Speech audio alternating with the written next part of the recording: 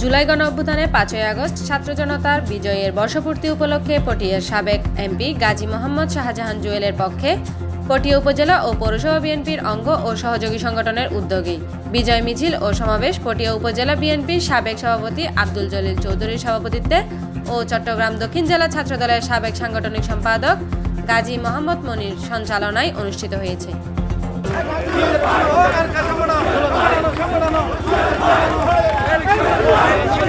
সমাবেশে প্রধান অতিথির বক্তব্য রাখেন চট্টগ্রাম দক্ষিণ শ্রমিক দলের সভাপতি চেয়ারম্যান শফিকুল ইসলাম।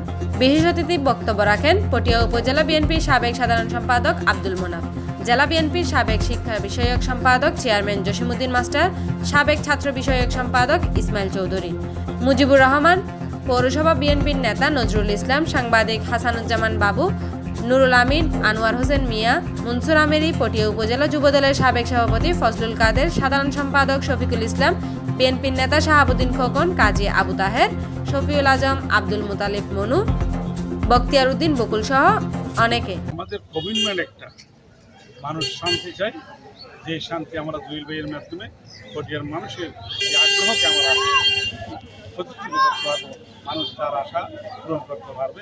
চাঁদাবাজবিহীন, সন্ত্রাসবিহীন, দখলবাজবিহীন, কর্মীর অবমূল্যায়নবিহীন মানুষ থেকে পটিয়ার মানুষ।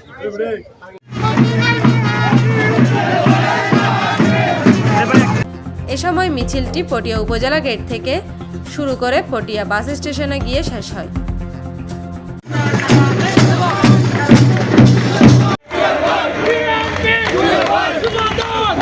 তাসলিমা খানম, দৈনিক পটিয়া। পৌরসভার সর্বস্তরের জনগণ আমাদের সাথে যে আপনারা আজকে মিছিলে অংশগ্রহণ করেছেন, পৌরসভা সহ থানার সবাইকে অভিনন্দন।